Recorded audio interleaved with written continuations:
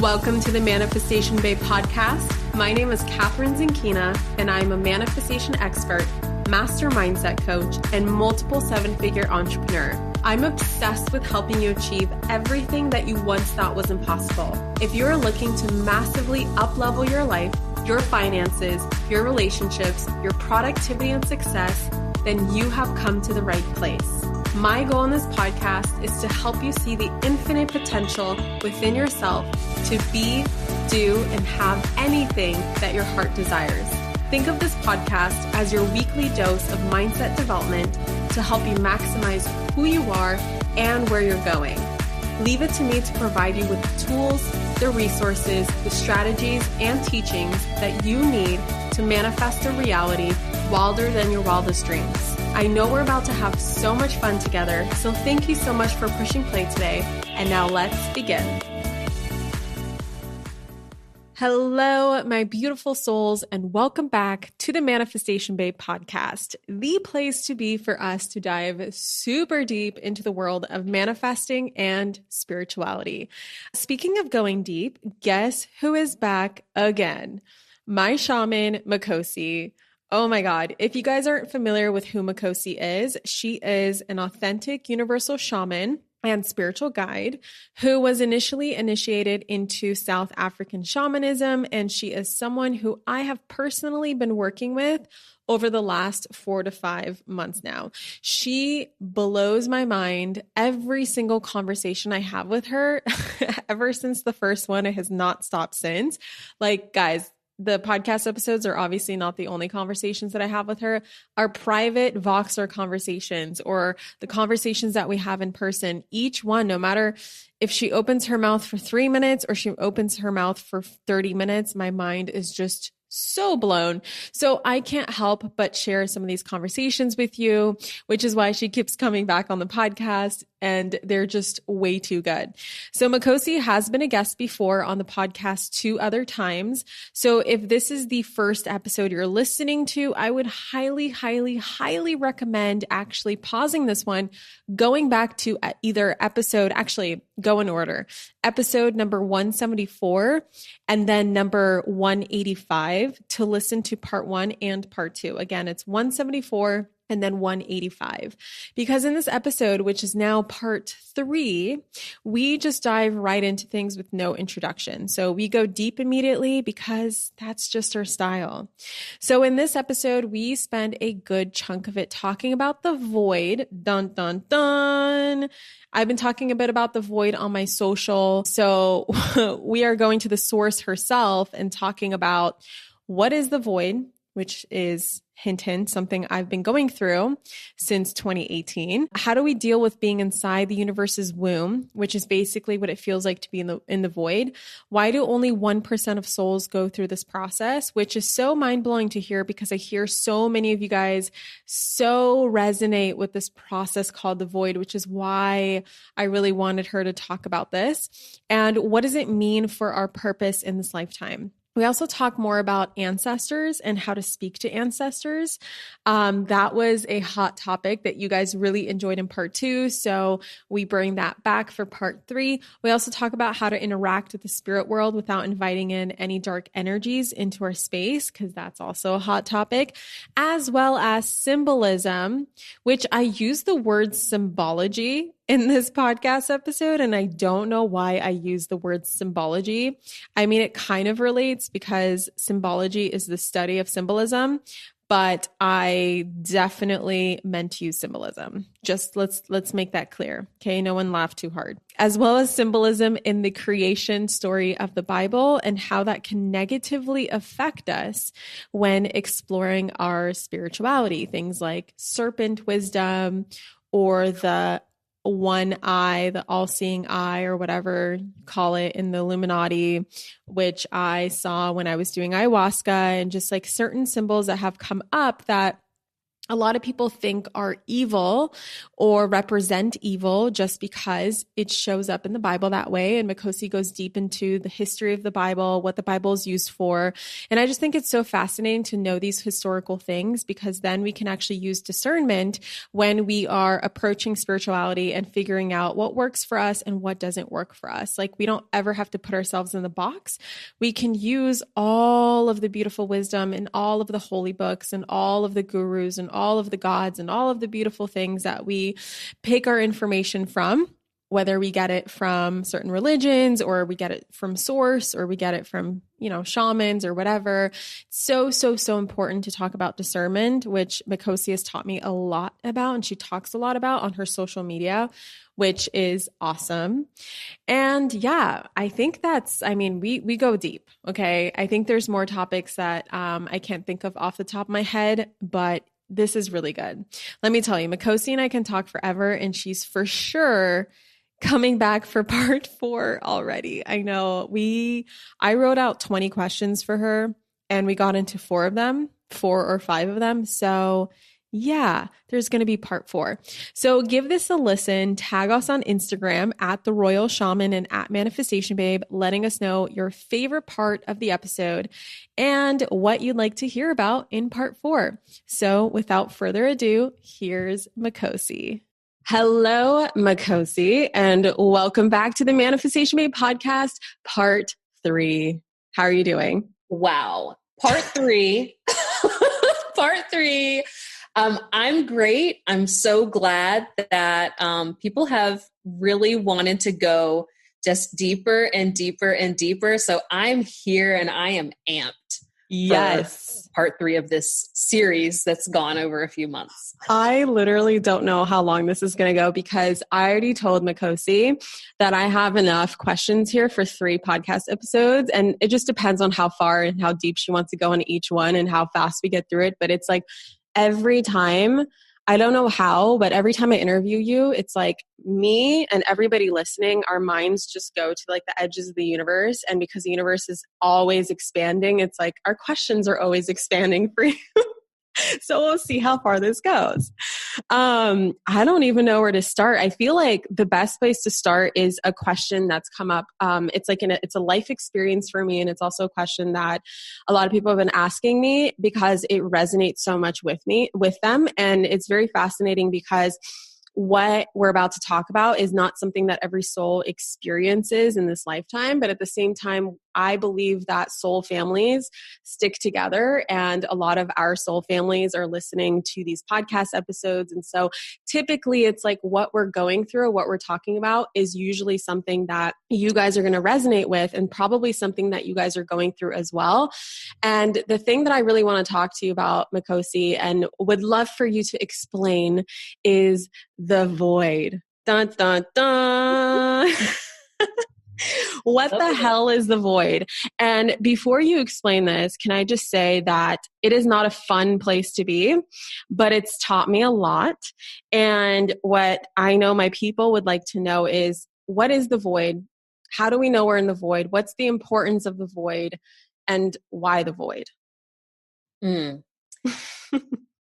void. So it has many names. Okay. For some, it may feel like just a calling to something higher. But what's characteristic about the void is that it's this completely unknown. So most of us have had an experience of life that was very linear, right? Like, I'm a kid, I'm going to finish school, I'm going to graduate from high school with my diploma, I'm going to go to college, I'm going to study this, and then that will result in that, and so on and so on and so on, which is this very masculine structure, right? Yeah. The void is really a feminine energy. It's a womb energy. It's almost like re-entering into the womb to rebirth yourself. And if you imagine that you're in the womb, you don't know, number one, from inside the womb, how long you're going to be in there. Yeah. That's the hardest part. That's the hardest part, right? Like, wait, how long is this going to last? You don't know up from down, right from left, right?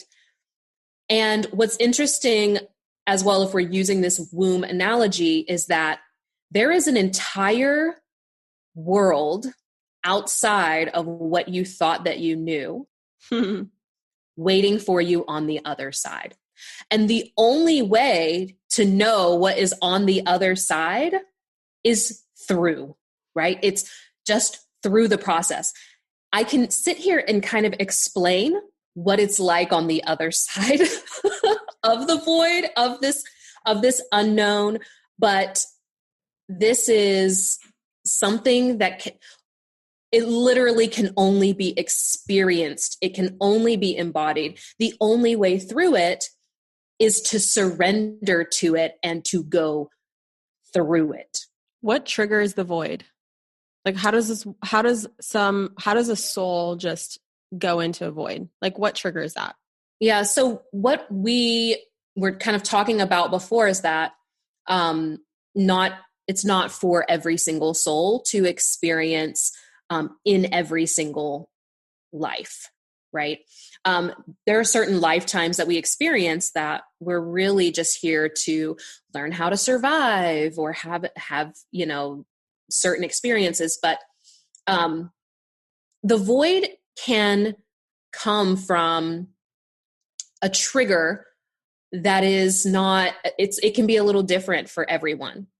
What I'm seeing happen most often right now, and it's connected to really the structures that are in place on a societal level, as a collective level. And so there are many of us who our souls kind of agreed to have a similar type of experience that triggers this stepping into the void. And that is that we have to experience a wide range of what this society deems as the pinnacle, right? Like the husband or the partner, the little brown dog, or with the white dog with black spots, and his name is Spot, and the white picket fence and the degrees and da-da-da-da-da. That's a generality. However, there are some of us who, in trying to get that experience, discovered that this whole system has really just been working against their nature. And that is the trigger for them. So this is really an invitation to see reality as it is, not better than it is, not worse than it is, but for what it simply is, and breaking through the illusion, the facade, the Maya. And how would someone know if they're in a void? Because I know that there's a lot of people who, after me sharing, just to give people context, like Makhosi and I spent a weekend together doing shamanic things, really exciting stuff around ancestors, that we'll obviously go into because you guys had so many questions around ancestors. But, you told me that it's 1% of souls in a singular lifetime, it's 1% or less than 1% of souls who go through a void. And I feel like everybody who has messaged me about it or has emailed my team about it, what is a void? They feel like they are in one. And kind of can you explain, how do you know you're in one? And do you need a guide to help you through it? Is there a right way to do a void and a wrong way to do a void? And how do we know we're out of it? Oh, wow. So yeah, the 1%, I think most people, one of the, I would say, potential indicators would be black sheep syndrome. You just, even in the midst of a group of people, feel like, you don't quite fit in, right? Even amongst your family, these people who, know and love you and who you trust and all of that, or maybe don't trust. But there's that kind of potential disconnect. Also, if you find that even though things really seem like things can seem really great, and yet there's still this kind of, it's just like this gnawing feeling that it feels kind of hollow, and you start to become aware of, well, like, what is all of this for? It's literally inviting you to come to an understanding of what the value of human life is. So to answer your question about, do you need a guide? I've sat with this. I've read and researched a lot about this, and got a lot of teachings from my own ancestors and my own teachers and I've come to the conclusion that really you have to have a guide in order to get out of this. Agreed. And the reason for that is you're venturing onto something and it's an unknown. You're floating around. And so you have to have someone who's made it to the other side, who can literally traverse both realms.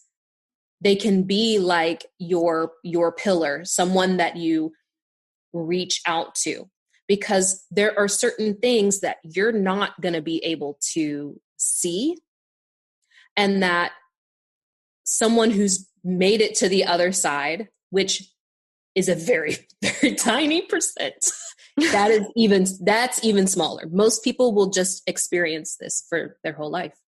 And that's really freaky, because just to give you guys like perspective as to what I've been going through, the void to me feels like all of a sudden, I don't know why I'm here anymore. Like all of a sudden, I don't know what my purpose is, which is so bizarre because I felt so certain of it 2 years ago. And sure, I'm still living my purpose, but it's this constant gnawing, like Makhosi explained, that there's more out there for me, and I've barely scratched the surface. And that message has been coming to me since early 2018. So I've been in that for almost 3 years now. Just that feeling of knowing that there's more out there for me. I've barely scratched the surface. The same things that used to light me up no longer light me up. I'm constantly doubting myself. I don't know, like it's a sensation or this feeling of constantly not knowing what you're doing, even though on the outside, like it's so bizarre, because in traditional manifestation, they talk about how your inner world is creating your outer world. But what I've learned and what I'm going through, which is very bizarre and confusing to me sometimes, is that my outer world keeps improving and getting better and more amazing, and like epic things are happening, but my inner world is so chaotic and so upside down. Just like Makhosi shared, how you're floating in the womb, you don't know left from right, up from down. It's just all over the place. You don't know where you're going. You don't know how long you're going to be in there. Just like I assume an embryo and a fetus growing in a womb, they don't know how long they're going to be there for. They're just chilling, inside mom's body. That's how I feel. I'm like chilling in the universe's womb, or my own womb, because you explained it's like being pregnant with yourself. And I don't know when the hell I'm going to get out of it. And you shared that one of the biggest mistakes that people make is not seeing it through, hiding, retreating, being like, fuck this, I'm going to Costa Rica for 10 years, or fuck this, I'm going to go meditate with the monks in the, I don't know where monks live, Himalayas. I'm going to go, or Tibet, or I don't know. That's pretty embarrassing that I have no idea. My geography right now is a little shaky. But anyway, you guys get the point. It's like, you're just like, no, fuck this. I can't handle this anymore. And then you stay in that place basically for the rest of your life, never really learning the lesson of the void. So it's a very interesting place to be. And I didn't know what I was going through, and nobody I knew was going through the same thing as me until I interviewed Makhosi in part 1, which if you guys have not yet caught up on part 1 and part 2, we're going even deeper like into what we were talking about in part 1 and part 2. So definitely go ahead and listen to those. But as soon as she talked about how she works with people who are going through this thing called the void, I was like, and she explained it, was like, oh my God, I need you in my life because I don't know what I'm going through. And it's very, very weird and it's very scary. And I know that there is something on the other side. It's like this knowing that there's something at the end of the tunnel, but you do not know when that tunnel is going to end. So Makhosi, can you just like explain this for anyone who is going through this? Like, why is it that phenomenon of the outer world being like amazing, but the inner world being chaotic? And how does that energetically even make sense? Because in traditional manifestation, it does not make any sense. Yeah. It's funny because traditional manifestation doesn't include the understanding of dimensionality. I don't know if that's a word. We'll make it a word. The dimensions. There's different experiences at different dimensions. And so what we're perceiving in this realm can look one way, and there's actually something happening different on another layer. So an example of this would be, let's say that, you attract who you are, right? You attract who you are. Well, that's not completely true because this is a co-creation on this plane, right? And so there's an aspect of you, which is, we can say your higher self or this non-physical soul part of you that desires to have a certain experience. So for some individuals, their basic needs are going to need to be met. And for some, beyond that. So there's some of us who came to be wealthy as hell. And the reason for that is because that is in service to what we're here to do, or what we're here to experience, or who we're here to be. So it's very difficult for especially the divine feminine leaders who are in the womb right now, who are coming into their embodiment. It's very difficult for the divine feminine to become fully expressed if it doesn't have safety and security. So the divine feminine, it's very in flow. It is very creative and it moves like water, right? But water takes on the shape of whatever the container it's put in. So this process is essentially showing you that you can shape shift, or that you can transform yourself again and again, that with every surrender you can die and be born again. And in the void, you're doing that. Literally, it's like every time you think that you got some clarity on who you are like, oh shit, that wasn't it. And then you die again. That version of you dies. Another one comes into being until you basically get to this place of, I've died so many times in this life that I am in total surrender and open and willing to be fully present and allow things to unfold and reveal themselves. And that is critical because I said it, I think maybe in part one, but who you're here to be has never been before. Yeah. Who you're here to be has never been before. Where we're going has never been before. And so the only way for us to create that is for us to let go of the structures that we are holding on to, beliefs about this is what reality is. This is who I am, right? This is who my family is, et cetera, et cetera. All of that illusion, it has to be broken down. The thing that's coming up to me, our ancestors were brilliant in some of the quote unquote mythology. I put that in quotes because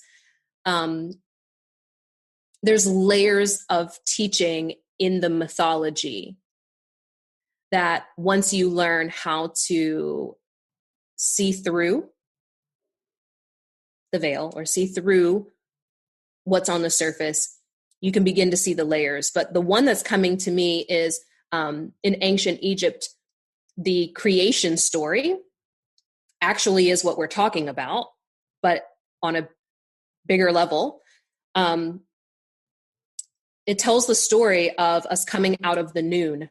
And the noon was this feminine essence, the feminine energy,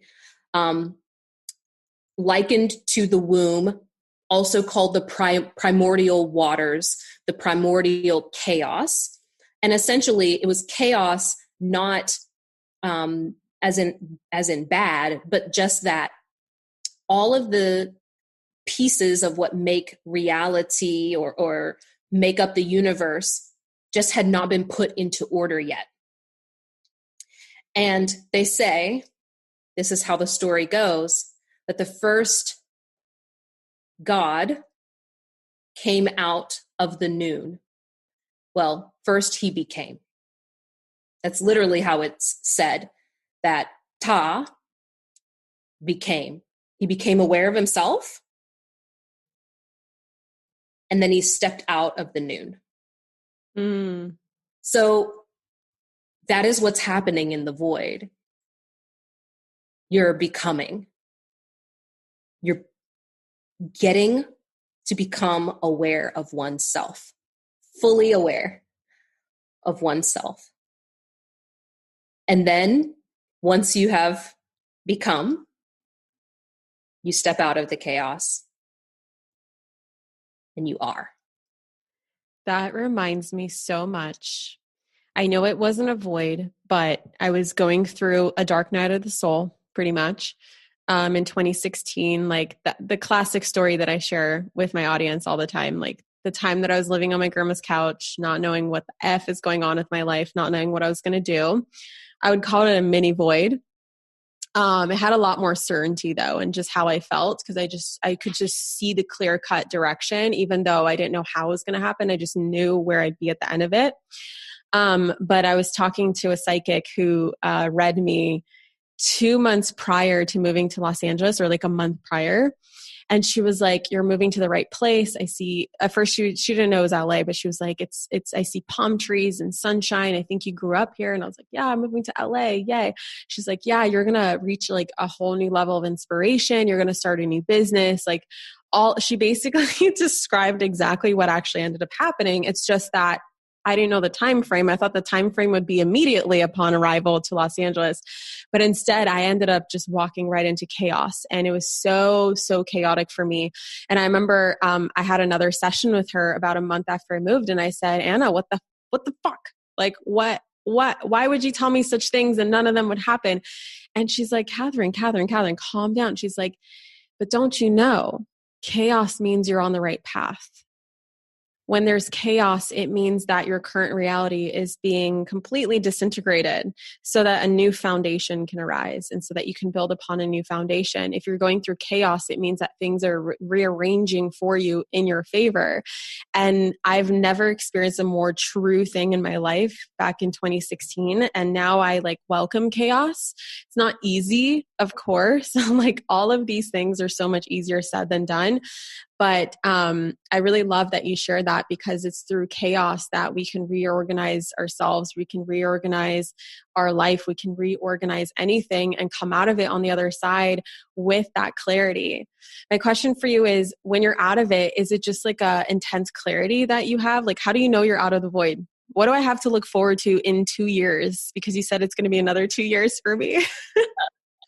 That's approximate. So holding you to like, don't come like literally day, I don't know, 777, like, okay, it's been 2 years, approximate. And also there is always free will. So it can last longer or it could be shorter. Just based on the trajectory. That was what I was envisioning.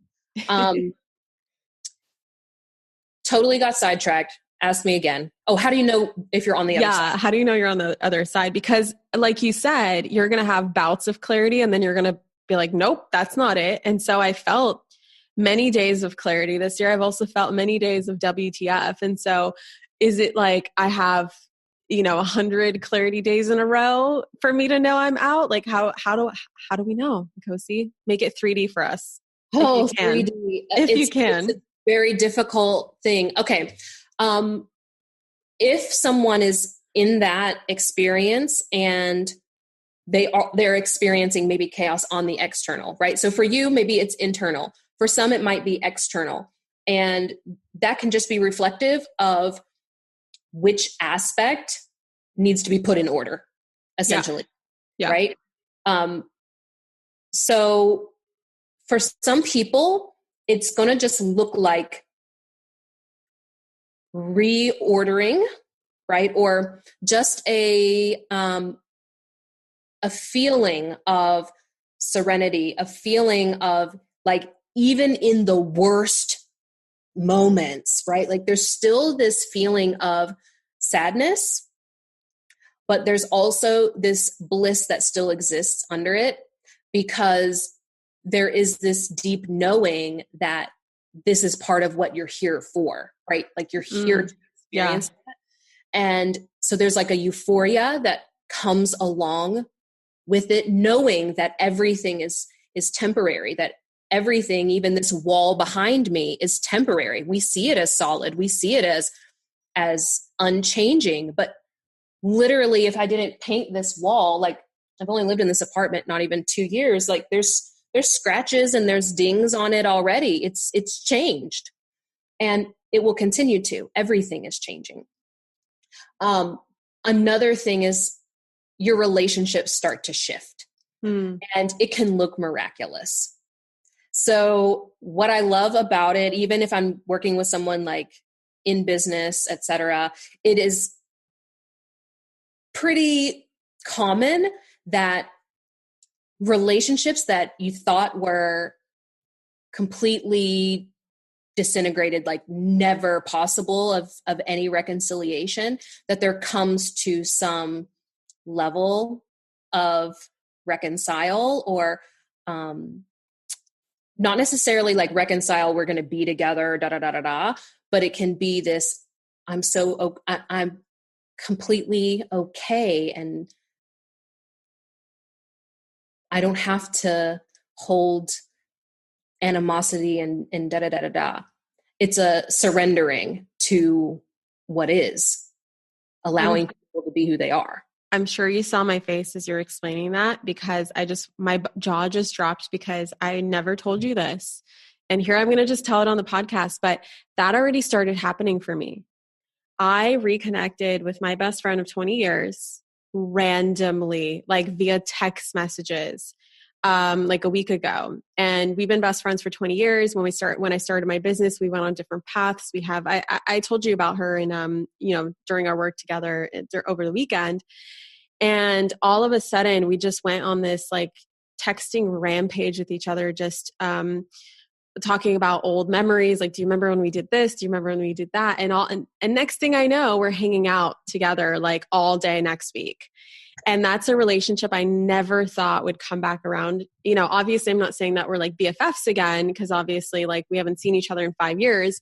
We'll see what happens, but I'm so grateful to that. And that's a relationship that I never, ever, ever thought would be reconciled in any way, shape, or form. In the next, even like 5 years, 10 years, like I knew that at some point maybe we would, have some sort of relationship, but it just didn't seem, there was no reason for us to reconnect. It was so random. And there's other relationships that were kind of not really relationships, but relationships that went awry, like friendships that went awry from like years ago. All of a sudden we're talking again and like, commenting on each other's stuff and like sharing each other's work. And like, it is so bizarre, but I already started experiencing that. Yeah. So that's one of the manifestations of what starts to come into harmony. It doesn't mean that you're just never going to have challenges and you're always going to get along with people. No, but you start to notice that that you move into this harmony in your relationships. It can also manifest as, quantum leaps. All of a sudden, like, blow up happens, right? Or windfalls of money, or, that does tend to happen as well. But what the difference is that there's not an attachment to it happening. There's not a fear of losing it, right? There's not a fear of what does it mean about me, and blah, blah, blah, blah, blah, blah, blah, blah, blah. Those things start to go by the wayside. And so when you get to the other side, I would not say that there's like this clarity. I feel like people chase clarity because clarity is like this. Number one, it really is this illusion that I have some understanding of something, right? I understand who I am, or I understand what's happening to me. And so we're constantly seeking, I can't move forward until I understand why my life is like this, or why I'm like this, or where I'm going, or da, da, da, da, da. No. On the other side of the void awaits you this surrender to, I'm always going to not know, and being okay with not knowing, being okay with being totally in the present and creating, literally taking one step just based off of what is right in front of you, not living for tomorrow and 10 years from now, but really like one step at a time in your life, like literally fully being embodied, not living so much in the past, not living forever in the future, but knowing that it all exists right now. So it sounds like a life of radical acceptance and detachment. Yeah. So it's like what I'm feeling right now, except I finally accept it and detach. Right. For me, it came when I made the decision to go to South Africa, and things changed so drastically fast for me because I finally surrendered to, you know what, no matter what happens, I'm going to choose to make the best out of it. Like if my husband leaves tomorrow, I'm going to be sad, but I'm going to choose to make the best out of it. If I have to, go back to find work, I'm going to be okay. And it doesn't mean anything about who I am or, what I'm worth or whatever. I get to, in each moment when I'm presented with life, I get to respond to it. I get to create, and that's it. Like, it doesn't have to be this, I don't even know what to say. It's almost like a certainty versus a clarity. Yeah. I get it's that. Like a certainty. I totally get that. Yeah. And what you just described is the energy that I bring into my launches. That week between cart open and cart close, I am so detached.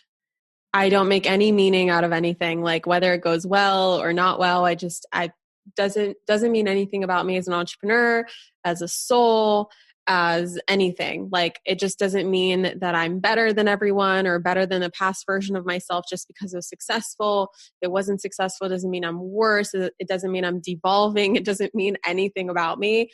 And my God, that's the most powerful energy to be in. I have been struggling to describe it to people. I finally did in my last podcast, talking about my $1.85 million launch. And I used the same exact energy towards the Epically Aligned launch, which was very, very successful. And so it's really about like bringing that energy into everyday life. I mean, that's the lesson for me that I'm getting from this, is like understanding, like, wait a second. Okay, I get it now. I have like I can conceptualize it, and I can actively work on embodying that energy every single day, so that it's not just my launches that are fun for me. It's not just my launches that are successful, but it's like everyday life can be fun and successful, even if I don't know exactly what is going to happen by the end of the day or by the end of the week or by the end of the month. It's like one step one step at a time, radical alignment, which is how I see it. Yeah. What's interesting about that too is, I made a post earlier about how everyone's really just like seeking the action items, like what they need to do, right? Yeah. How do I get alignment? It's a generator thing. Yeah. It's, it really is a generator. It's like, but I need to do something. and a not self for like projectors and Yeah. But what's so funny about it is that we are always looking like outside of our lives for something. And it's like bringing your awareness back in to, okay, how am I approaching this meal that I'm cooking? How am I greeting my husband when he comes in? How am I just sitting on the couch? What energy am I in? And am I like totally just accepting and allowing to unfold and reveal itself the nature of life? Our mind, I know everyone talks about like, oh, it's just your mindset. You just got to work on your mindset, right? The mind is a limiter. That's what it does. That's what it's meant to do. Yeah. Right. And so what we're talking about is shifting into allowing yourself to be soul led. The mind seeks clarity. The mind is just there to obey the soul. If that's how you rewire it, like, and you understand it in that sense, it's like the mind is so powerful, but it needs to be told what to do. It cannot lead your soul. Your soul has to lead your mind. Yes. You mentioned the creation story. I know we talked about the void now for so long. I think that we're definitely going to have to do like part 4 and part 5 and part 6, because there's some topics that are just way too juicy and they can be an episode all on its own. I do want to sprinkle in some other stuff though. This is something that I remember you wanting to bring up in part 2. I don't think we really got into it. I don't think we got into it at all, but you brought up the creation story. And so I couldn't help but think of Adam and Eve. And this actually came up in some of the questions, which I know you're very passionate about serpent wisdom. And I know that we have demonized in our society and our culture through religions, like a lot of the occult symbology. Like for instance, when I did ayahuasca, I had a lot of concerned, Christians message me, be like, Catherine, you're dealing with evil because you saw snakes. You said you turned into a snake. Ayahuasca was a snake. Your ego was a snake. It was like a snake party. You saw a lot of eyes, like the single eye, right? A lot of people associate that with the Illuminati. And there's just like a lot of this occult symbology that people don't really understand, like the true origins of it and how it's like way older than the Illuminati and like way older than Christianity. And it's, it has roots that are beyond the Bible. Not to hate on the Bible. I have respect for every single person's religion, spiritual beliefs. I'm never hate on anyone, never disrespect anyone. I just like to dig into this stuff because I know that you have so much knowledge about this. Who really was the snake in the Bible? And why are we led to believe that, snakes or other occult symbols are represent evil? Like, how did that happen? And where do they actually come from?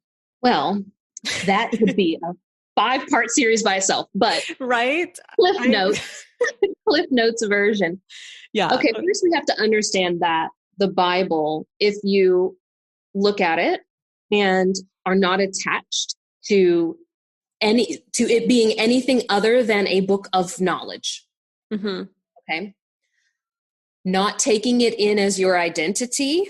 If you say that you're a Christian, that's one thing, but this is not the same thing as being a Christian. It is a book that holds knowledge. It holds ideally a way of life or a paradigm, right? Mm-hmm. Within it. Yeah. So what we have to understand is that when the Bible was being created, you don't just create something out of thin air and expect that people are going to come along for the ride. And so the Bible, when it was created, approximately 2,000 years ago, not the exact year is slipping my head. I think it's either like 432. Anyway, in the Council of Nicaea, when it was being created, it was not even the only book that was up, really. And there's lots of talks about all of the hidden books, etc., that have been kept out of the Bible because they didn't serve the goal. We have to understand that it was created as propaganda. It was created with the intention of getting people on board with what leadership was doing. So a religion or a spiritual system is incredibly powerful because all of your behaviors, who you believe yourself to be, what you fight for, is all connected to how you believe that you came into being, what you believe about the world, what you believe is right or wrong, and what you take into as your identity. So what was happening in the world at this time, and anyone is free to research this on their own. It's not hard to find. You just have to know to even ask or to look. But up until that point in time, the serpent symbol specifically was connected with hidden or metaphysical knowledge, healing, magic, divinity, transformation, rebirth, and so on and so on and so on. All of these things that were very desirable by human beings, right? Every human being wanted wisdom, wanted all of these things. Still do. So, and still do, right? But they don't realize when you take certain stories like Adam and Eve, right? Even in the Bible, it says that Adam and Eve ate the fruit from the tree of knowledge, good and evil. So then the kind of resulting thing is knowledge being a sin. Yeah. That having knowledge of this, that, and the other, right, is in itself, quote unquote, bad. And so then you have to question, well, why? Why is it bad? Well, we just talked about the void, right? Someone who is operating from the present and their soul is guiding them. Their own soul is now a moral compass from the inside, not coming from a book. Yeah. Do you see where I'm going with this? Yeah, I do. Okay. I do. Now, someone who, this is why what I'm saying is, this is very, very, very powerful. And it's why I'm, you could say I'm dangerous, because this is unlocking people's power in themselves. Because now it's not about what this book tells you to do. It's not about what your pastor tells you to do. It's not about, what even Makhosi tells you to do. So I tell my clients and students, question everything, including me. And listen to yourself. Because I know if I get you in touch with your soul, if I get you in touch with your higher self, and that's the compass that you're operating from, your soul is not going to be making so many of these really awful, destructive decisions that we're making, all in the name of being good, right? How many wars have we fought where we believed we were the good guys? Wait, it's like every single one, right? We're killing people, but because it's in the name of God and our nation, we're the good guys. And so on and so forth. So religion in itself, while it has so many benefits, it can also create some of these issues, because now you are doing what you believe is to be good, but can be directly in conflict with your own higher self.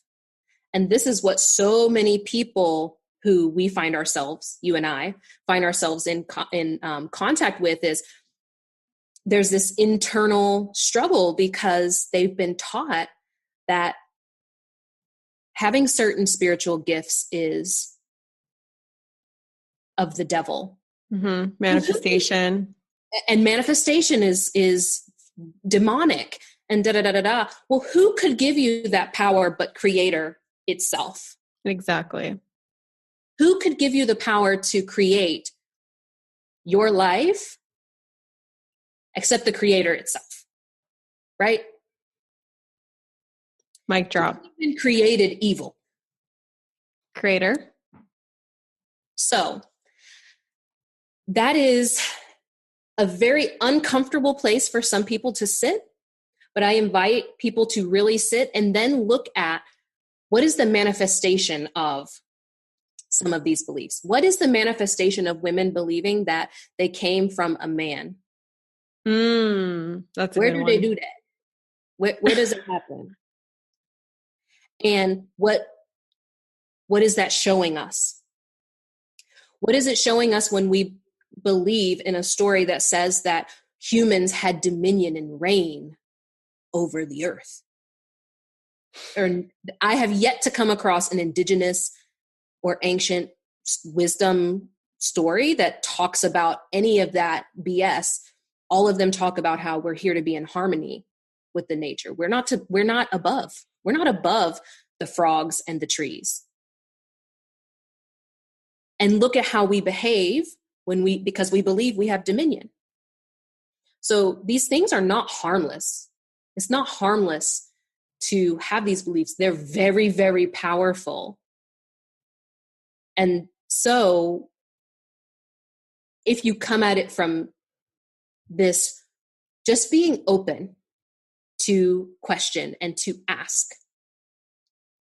it doesn't mean anything about you if you just question, if you just ask. And if at the end of that you decide, you know what, this is working for me, carry on.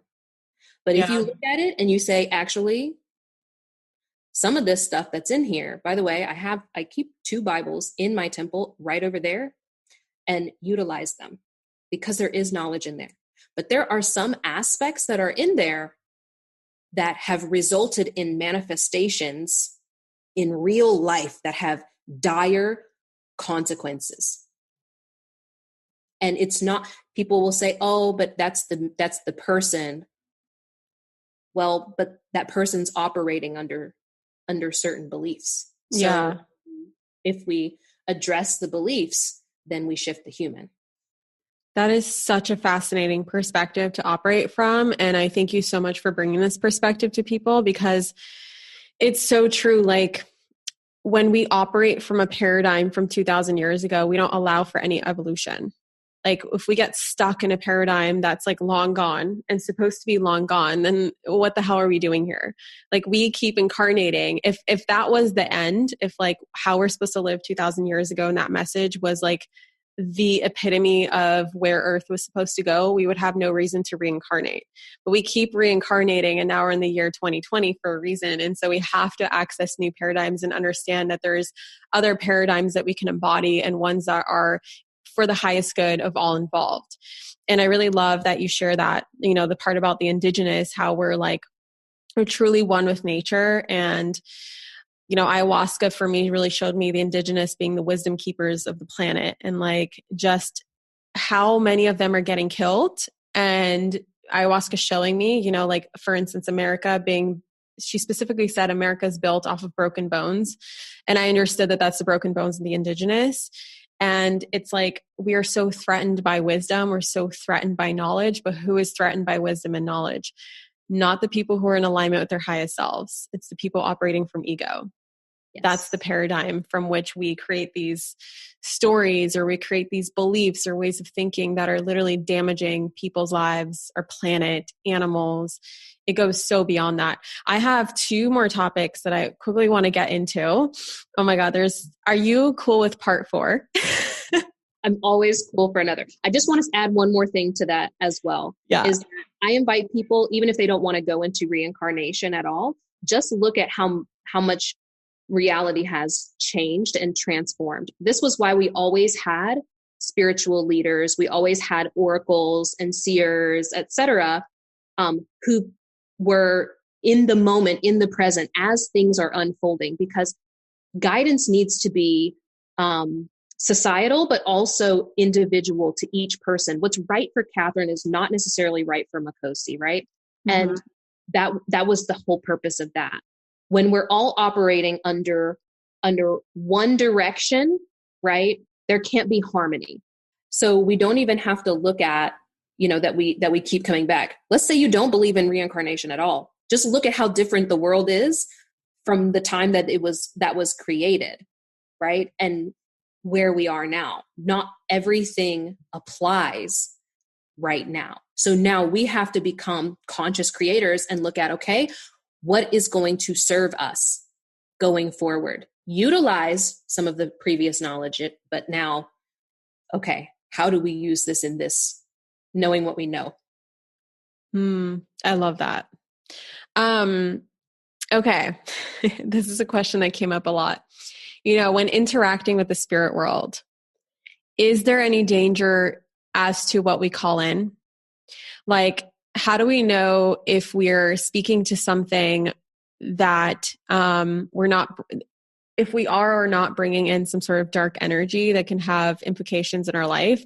And what comes up for me is actually very tied to, the what we just talked about, where the reel that I made, like help is on the way, Mrs. Doubtfire, like calling it, how your spirit guides and ancestors and deities and divinities, like how they respond to you when you ask for help. I saw a couple comments of people being like, yikes, you don't know what you just called into your life. Like you just called in the demons and the darkness and the whatever. And I'm just like, my response to that was like, oh yeah, according to whom, but I'm just curious, as people are awakening and beginning to channel and are being contacted by other beings, that are trying to assist the evolution of humanity. How do we know who the hell we're talking to? Like, how do we know that it's not a trickster spirit, that it's actually a spirit or a spirit guide or ancestor that wants to help us? I mean, this is something that honestly makes me nervous sometimes, because sometimes I'm like, was that a trickster or was that a real thing? And like, oh my God, what if what I'm doing is not really a good, you know what I mean? Like my mind tends to go in those places just based off of this conditioning, this deep, deep conditioning that we have with the, Christianic roots, that like anything outside of like just believing in one God is believing in the devil. So how do we actually know, like, are we safe? Are we generally safe? Like, is there danger to the spirit world? I know that I open up a whole can of worms when I ask you questions that you can probably talk for like 45 minutes, but if you can keep it short and simple, that would be so awesome. The short and simple of it is, number one, you are interacting with these things all day, every day. You're just not aware of it. You're interacting with, violence and sodomy and da da da da da da da da. When you are witnessing that, you are in the presence of darkness. Wow. You don't have to wait to call it in. It's there. Whether you believe in it or not, it's having an effect on you. So true. And you are also interacting with the light all the time, right? In various aspects.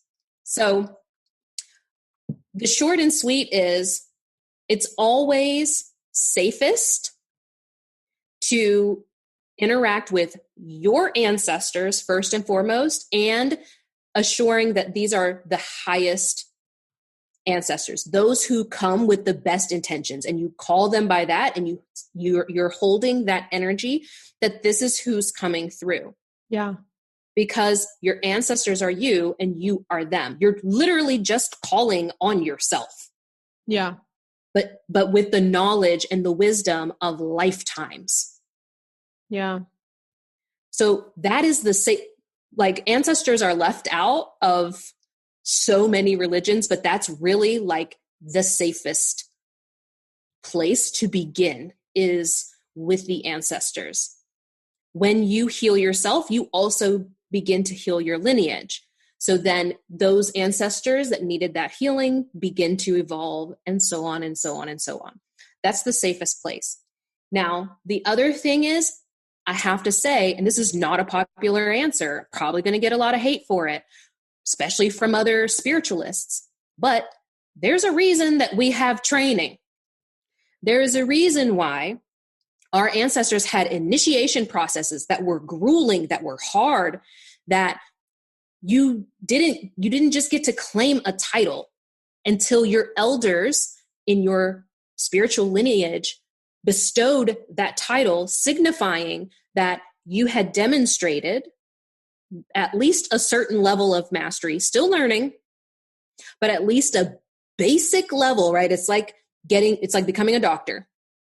Doesn't mean you're a great doctor, but you've at least passed the tests that you can do the basic functions and you have a basic understanding of how things work, how to utilize your basic gifts because they continue unfolding, and so on and so forth. That was not only for the safety of the individual, but also for the safety of the community who would be seeing this individual. Mm. So imagine if all of a sudden everybody just started calling themselves doctor and we all just went to a doctor. That'd be kind of scary. Yeah. Right? That would be kind of scary.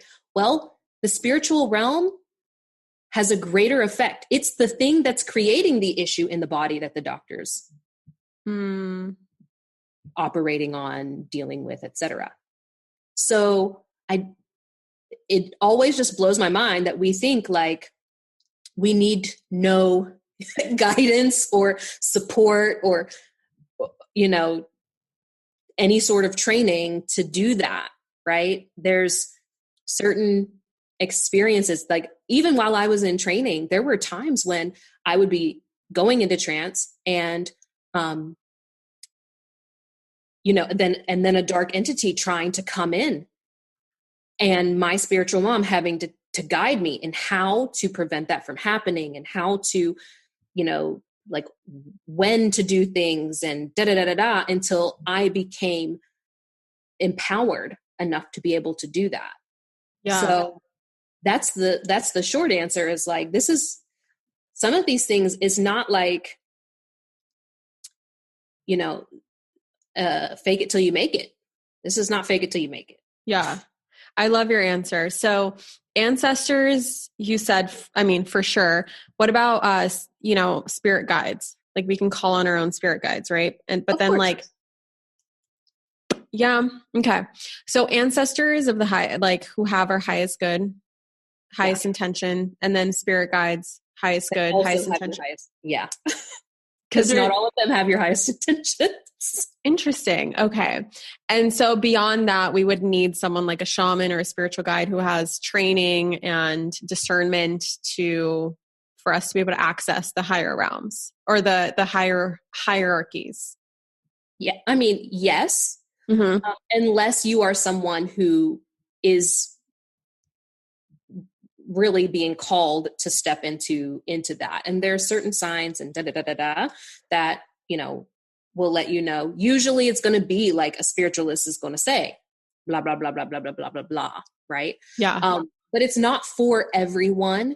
Yeah. And you don't need much more than that. I work with quite a few, and I've only accrued them because I am assisting in them facilitating the experience that they are also trying to have in this world. Can I share a story? And you tell me who I talk to, if you can. So I was going on a night hike in Sedona with a couple of friends. I'm going to leave their names out just in case they're not comfortable with me sharing the story. But I was going on a night hike with a couple friends in Sedona. I have no idea where, but somewhere in Sedona. And we approached this, our intention was just go like stargaze, look for some UFOs, just kind of feel into the energy. Sedona is such a special place for us. And we approached this one rock. It's kind of like the stopping point. And as soon as we got on this rock, I had the worst vertigo, like where all of a sudden I couldn't tell up from down. The whole sky was spinning. I was looking at the sky and it was like virtual reality all of a sudden. And I could almost see like the Matrix. It was so bizarre. And I started questioning, I'm like, oh my God, am I alive right now? Or am I not? Is this real or is this not? Like, are these stars or am I imagining this? Am I dreaming? It was such a bizarre feeling. I had to literally ground myself. Like I immediately sat down while, my friends were like, whoa, this is so cool. All of a sudden I'm sitting on the ground and I'm like imagining roots going deep, deep, deep, deep, deep into the ground. And then I calmed down and we're sitting there on this rock on the edge and my friend is sitting next to me and he immediately gets a download, like, tell Catherine she needs to protect her energy right now. And right when he says that, I have this experience where we're all sitting and all of a sudden I just hear a million, well, not a million, let's say like three or four voices just coming out of the sky and just being like, hey, Catherine, hey, Catherine, hey, Catherine. And I can hear distinct different voices. Hey, Catherine, like coming from different stars almost. And I'm like, okay, hi, and all of a sudden I hear one like come out and be like, hey, Catherine, can we pass on a message to you? And I just felt very unsettled. And I was like, are you a being of the light? And they immediately disappear. And so I don't hear from them. And I'm like, okay, because I've heard from, people in the past, like you can always ask, are you a being of light or from the light or of the highest good or whatever? And they have to answer. And if they disappear, obviously it means no. And then I hear another like, hey, Catherine, can we pass a message on to you? And I'm like, are you a being of the light? And I'm just doing this all in my head. And I hear, yes. I'm like, okay, what's your message? And it just passed on this beautiful message to me about like love being the thing that's going to cure all. It was just like something around like love is the highest vibration that's going to bring us out of this paradigm that we're currently in, bring us out of this COVID situation and out of basically anything that we're dealing with at this time. And I'm like, oh, thank you for the message. Where are you from? And I got this, like very clear, like we're from Xena. And I'm like, okay, thank you, people of Xena, literally. And I'm just like having this whole experience to myself. And then as soon as it's like done and I'm like, okay, I need to close myself off, I share with my friend, I'm like, I think I just communicated to some beings and they were like, oh my God, literally just now I got this download saying like Catherine needs to protect her energy because everyone's trying to talk to her. Everyone's trying to pass a message on to her. I just got this like sensation that I need to tell you to ground yourself immediately. And it was just so, so bizarre. But like who talked to me? Like, is that me accessing beings that I'm allowed to talk to, that it's safe for me to talk to? Like, is that ancestors? Is that spirit guides? Like, what does that mean about people who have experiences like that? Well, there's many different kinds. There's many different dimensions and there's many different kinds of beings in the different dimensions. And so I will never, I even had a conversation with my son about this, about seeing dark entities, is that they lose their power when you're not afraid. And so being afraid of interacting with them, right? It's not that you invite them in and now I'm like doing your bidding, but you can assist because an entity really is just concentrated energy. So, but it's in darkness. So you can, once you get to a certain level and have mastered the fear and all of that aspect. Yeah, I'm not there yet. I still go straight to fear. Yeah. Assist or banish or, whatever that needs to be for you at that time.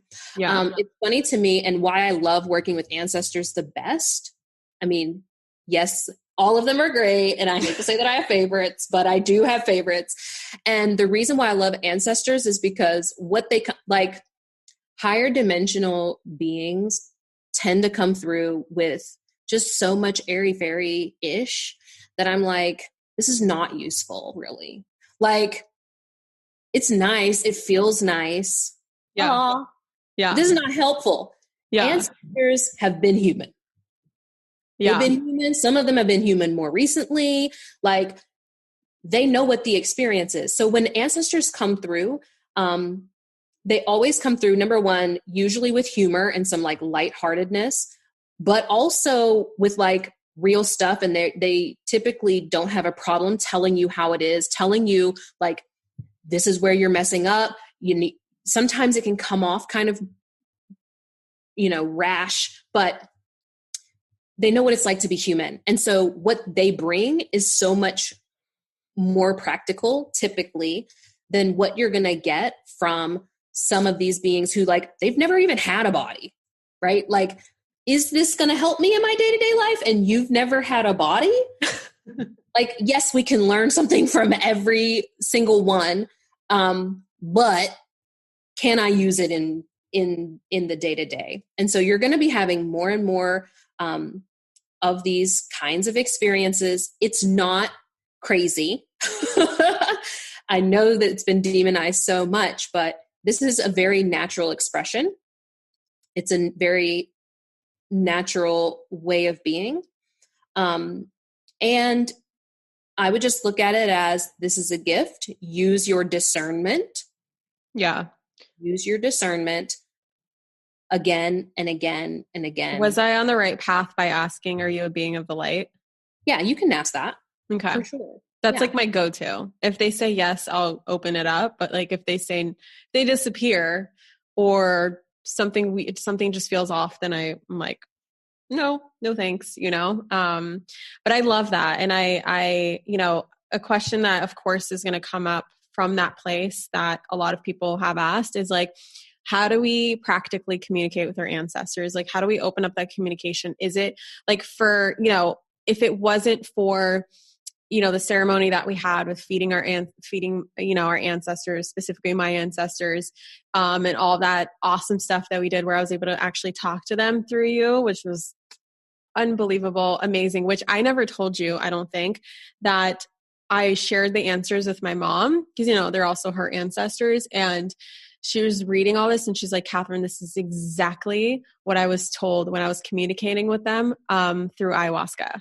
This is exactly the same information, like word for word. This is crazy. And I was like, yeah, Mom. And she didn't even take ayahuasca. She just sat there in trance. She's like, wow, this is so cool.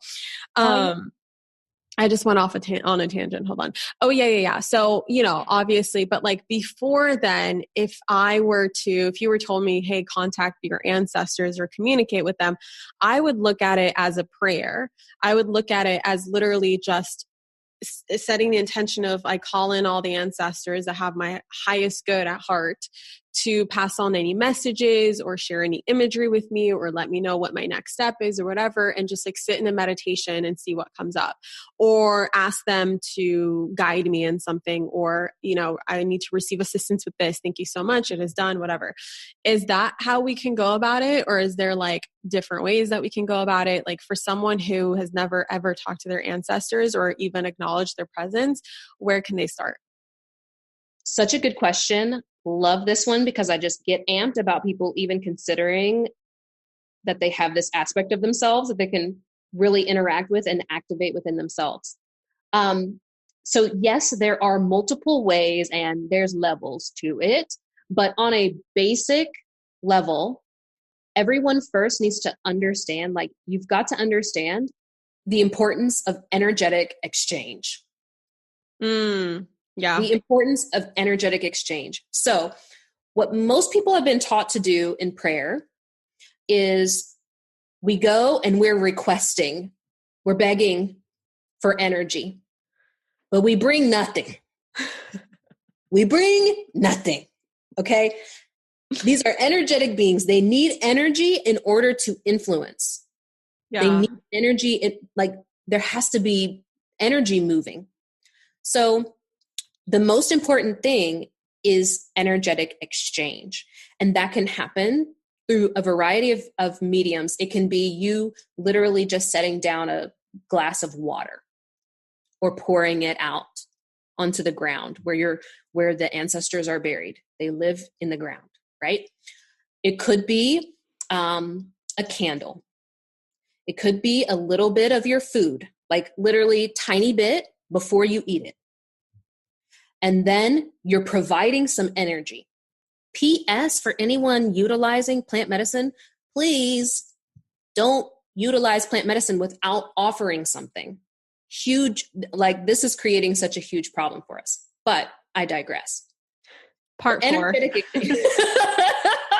The energetic exchange is so important. So it can be like you present something, but your ancestors are not like God. So, or higher, like divinities and even spirit guides.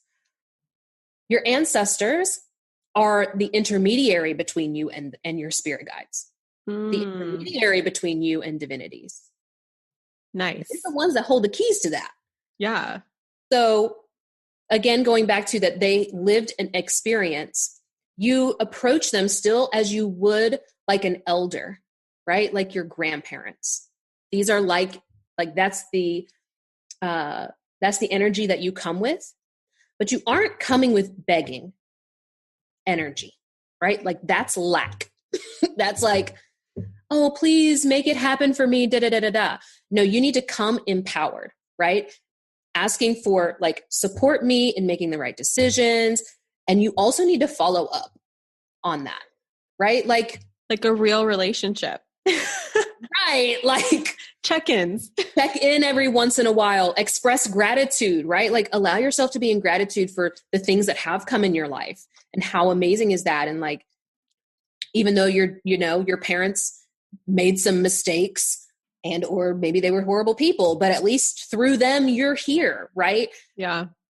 Allowing yourself, I always lead with the gratitude. And then, I want to see harmony in my home. I want to see improved health for my grandmother. I want to see da, da, da, da, da.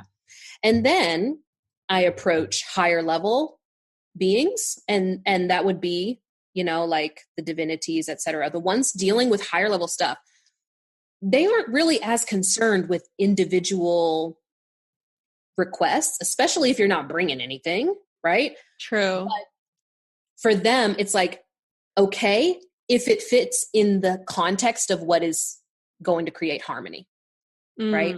Yeah. And so it's not like the basketball game where both sides of the team are praying to God and like, well, which one wins? Which one does God favor then? No. Right. God cares about harmony. So we ask for our G-Wagon to our ancestors, not the divinities. Got it. I mean, I would never ask for like specific, but I would ask for the tools to create the something specific. I love that. Like, yeah. Grant me the confidence. Grant me, support me in figuring out what to do next. Yeah. Right. Yeah. And so in that way, I'm not limiting myself to a G-Wagon. Right. And also we're kind of giving up our sovereignty if we're, relying on something outside of ourselves to give us a G-Wagon. Like we're the creators. And I think that's so important to remember is that we are the creators and they're the support. They're guide. We call them guides for a reason, not because that they hold the keys to everything in our life, but they guide us in unlocking those doors. Mm-hmm. And ultimately, you always have choice. You always have choice. Sometimes, I'm going to go ahead and tell y'all, because I've been interacting with so many people and their ancestors, the way that I'm having to go, many people's ancestors are real tired of you all taking the poverty road and just continuing the pattern. And they're like trying to bring in the love. They're trying to bring in the children. They're trying to bring in da, da, da, da, da, da, da. But we're the ones who, through our choices, continue to limit ourselves. So what we want to do is be in a very empowered place and allow them to bring in what they see as what could be for our highest good. And that, by the way, sometimes it is not pretty stuff. It's not always pretty. Yeah. It's pretty in the long term, just not pretty right now. Yeah. I love it. Makhosi, you are such a gift to this universe. Thank you so much for coming into my life. I know that you knew before I knew that we would work together one day because that's, the nature of who you are. But thank you so much. I have learned so much in such a short amount of time. It's like I've described you before when we did the case study video for you, I shared how Makhosi is like spiritual Google. It's like you just type in a question. Like that's been my experience with Voxer between the two of us. It's like I just type in a question and there's always an answer. And it's like the most incredible answer where I can't even make that shit up myself. It's like I can't find that information on actual Google. And it's just assisted me so much in my growth. And I appreciate how much you challenge me and you ask me all the right questions. And every time we're together, we have a session together. It's like, you're not just telling me what to do. You're always honoring my sovereignty. And you're always like, okay, Catherine, and how can that assist you in this? Or how can you bring that to your audience? Or how can you do that? And I just appreciate that so much because you're a true spiritual leader. You're a true coach. You're a true embodiment of this like feminine leadership. And, you know, what it means to really help society evolve on such a heart-centered level. And it's been such a joy working with you. And it's been such a joy having you on the podcast so many times. And I know this is not the last one because I literally went into just 3 out of the 20 topics I have on here. So that's cool. There's a lot more to go. I'm really working on this. I promise I am like, no, it is not how to answer these really. Girl, I bring up big picture meta crap. Like I just bring you like this encyclopedia worth question and we just go into the encyclopedia and that's just what happens. But I just want to thank you so much for coming back on here. And for those of you who are listening, there is obviously so many nuggets of wisdom in here. And we would so appreciate if you guys can screenshot this episode and tag at the Royal Shaman and at Manifestation Babe and let us know what blew your mind this time. Because I know there's something in here that blew your mind because there's definitely things in here that blew my mind. And I've been working with Makhosi for like 5 months now, 4 months now. And so there's a lot of information I've already learned and I still have my mind blown. And then definitely give her a follow because she's been doing this awesome new thing now called Coffee with Makhosi. So there's a lot of great content that she's been putting out on her Instagram, which is at the Royal Shaman. Makhosi, is there any last thing that you want to mention or any offerings that you have or anything that you want to that you would feel would make this episode complete? The only thing that I have to add, first of all, thank you so much for all of those lovely words. It was beautiful. It was so beautiful. And it's just been a real blessing and joy to just see you blossoming and like the level of all in that you are all in is absolutely incredible and inspiring for me. For sure. And I know that so many people right now are being inspired by who you are choosing to show up as.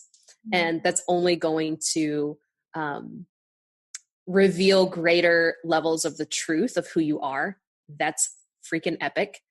And then for everyone listening, the only thing that I really have in this moment as we are going into 2021, and I know that some people will be hearing this later, but it doesn't matter. This is a timeless piece, is that when you allow yourself to tap into and be led by your higher self, rather than leading from your mind, what you will experience is beyond what even you can imagine. So let go, surrender, and enjoy the ride. I freaking love that. I love you so much. And to all of you guys listening, I will catch you in the next episode and you will catch Makhosi in part 4, whenever that comes around. All right. Bye. Mwah.